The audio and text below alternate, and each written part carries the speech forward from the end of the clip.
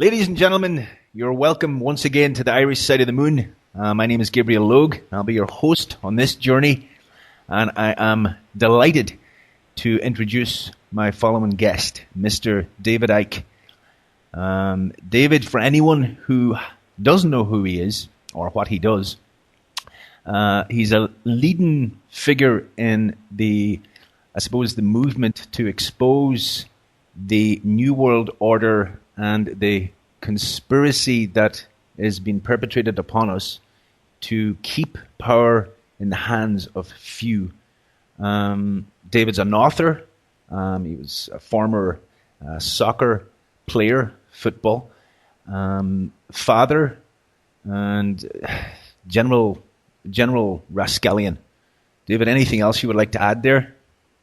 I don't mind. I don't care. I don't care how I'm described or what people say about me. I care about what's happening in the world, and what's happening in Ireland at this time could have a very significant impact on a vast conspiracy, well beyond the European Union, which it's only a part, and in slowing down its incessant and gathering progress to centralization of global power, which has been its goal all along.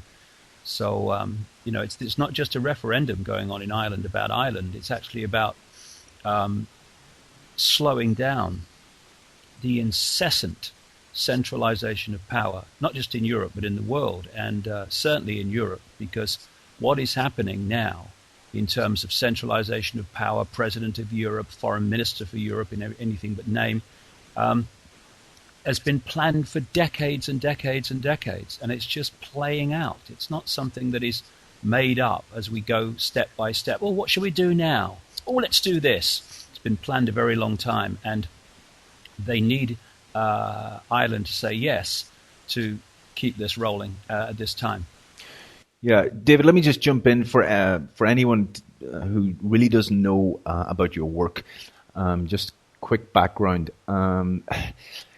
As you say, these events, and specifically this referendum that we're being asked to vote on again, as you say, aren't isolated incidences that just sort of accidentally happen. Your contention is that everything is orchestrated and planned and has been for quite some time. I just want to make that clear. I could maybe get Gabriel just do some quick background on the big picture. I mean, for the last 20 years, I've been researching, investigating who actually runs the world full time. It's taken me to 50 countries so far, and I've written 16 books and talked to enormous numbers of people, people on the inside who want to get information out, documents.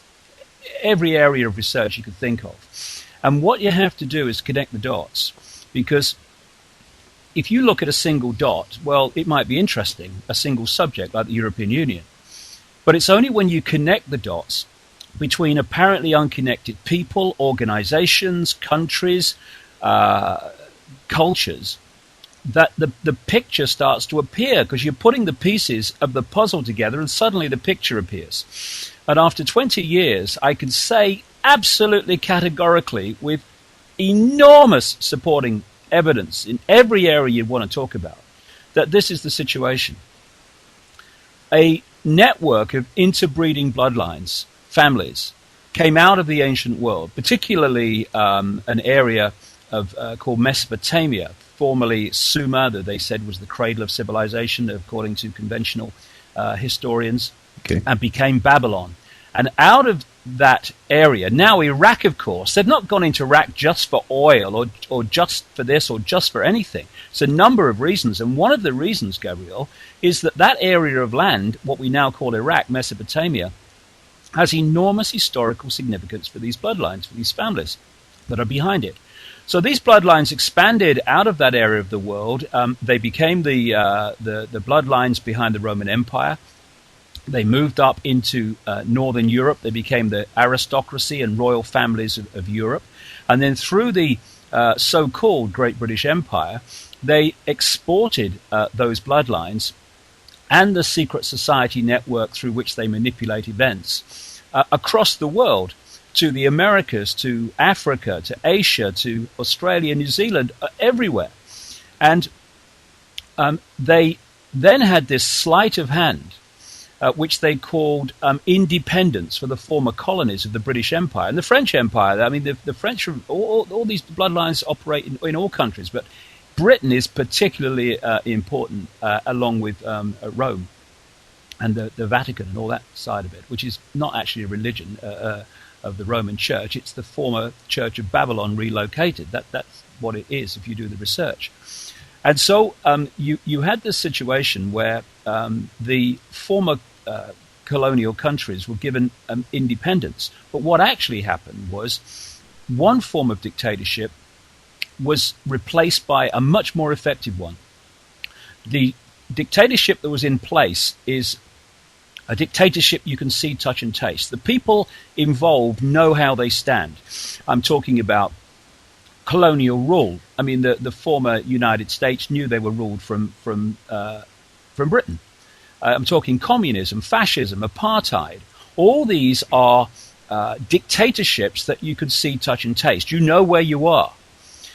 The greatest form of dictatorship is a dictatorship you cannot see, a prison without the bars. Because people will sit in the cell forever, not realizing they're actually in a cell and thinking they're free.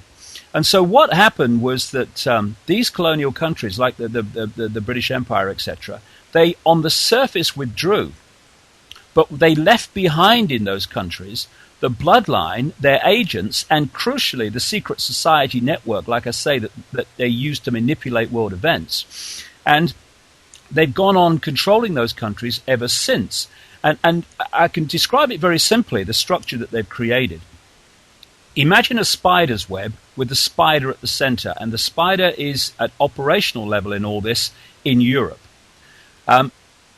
The web goes out, and each strand is an organization, a country, whatever, that is answerable to the spider. So ultimately, the center controls everything. And it's structured globally like a transnational corporation. With a transnational, they have a headquarters, and then they have subsidiary companies in each country. Okay. And those subsidiary companies in each country follow the orders of their headquarters. They do what they're told, they do it as they're told, and they do it according to the corporate blueprint.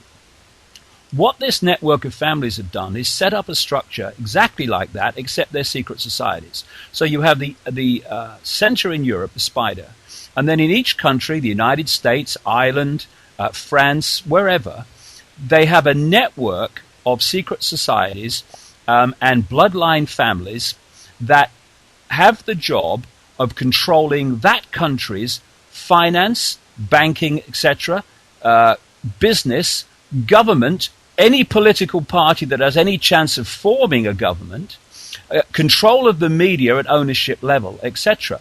And so when the headquarters says, okay, we're now going to go to this stage of the operation, then these subsidiary networks in each country go to work to introduce that in their sphere of influence. And this is why, as I've traveled the world, like I say, I've been to 50 countries so far researching this, I have seen again and again the same things being introduced in different countries at the same time, justified by the same excuses. And it's possible because of this this network, this transnational corporation, if you like, of secret societies. And this is what is operating in the European Union and what brought the European Union about.